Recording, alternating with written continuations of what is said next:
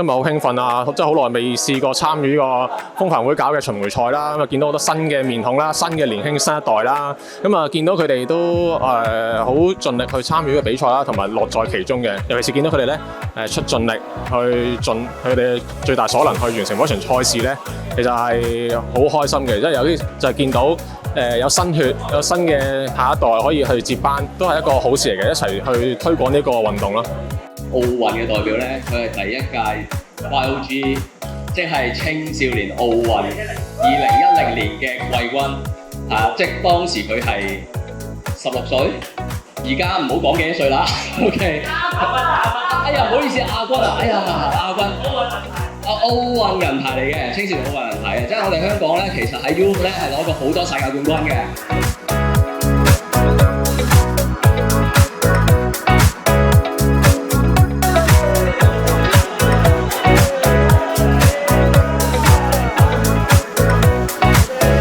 下次啊，下一站幾時啊？下一站我嚟㗎啦。長洲見，好，長洲見。OK。